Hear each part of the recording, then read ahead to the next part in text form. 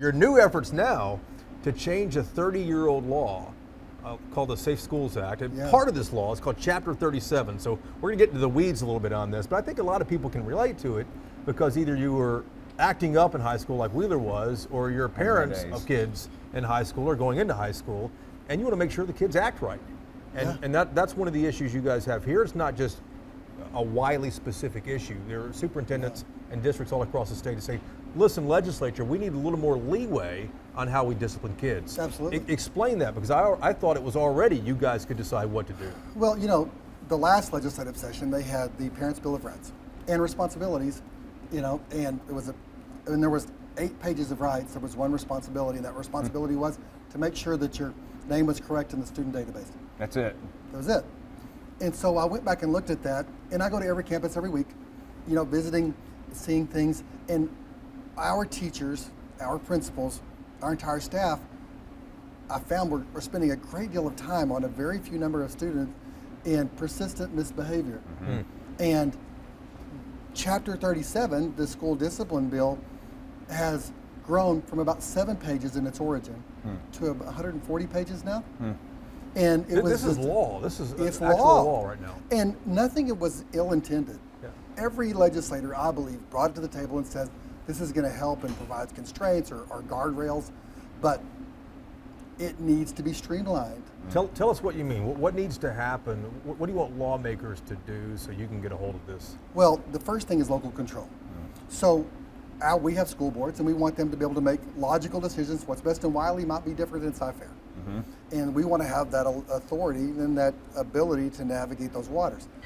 So it's really crazy when we do all that it's actually kind of segmented itself out where, you know, the Texas Education Agency, it's not even a law, but they've just deemed it, that's their perception of it, is 3 days of ISS no matter what. In-school suspension. In-school suspension. You knew that. We what don't that know. was right away. You're the one who labeled Hey, it right away. you know what? No judgment. I spent a day or two there, but go ahead. And so that's the local, so we Sure. want the ability, because if it had a pretty egregious situation, that we ought to be able to have more days of that, to navigate that, to help define that. And the state says 3 days is the best you can do. And no matter what you've done, that doesn't matter. I mean, that's what's up. And So you're saying local control. I want to be able to decide that. Yeah. Yes. And I mean, we're not trying to be egregious with it, but you know, when you have if it's chewing gum or it's, I mean, a very serious bodily injury, same discipline. And I mean, that doesn't make sense when we can't make sense of those. So that's the thing, is that we want that flexibility. And the other thing is that persistent misbehavior,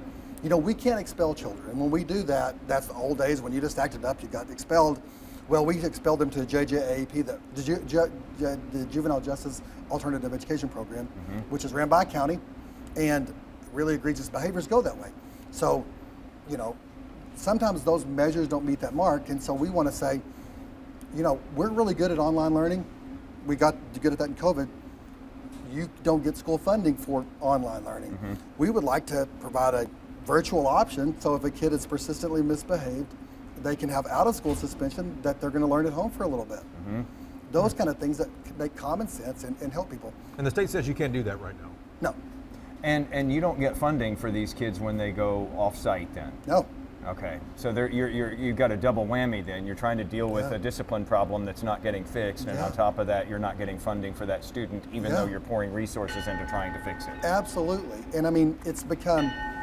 Time to get class with it. Hurry up. You're on time now. There too. But I mean, the deal is that as far as all that stuff goes, the law has been morphed into the parents have no responsibilities in many of these situations, and we have all of the obligation, and we want to share that responsibility.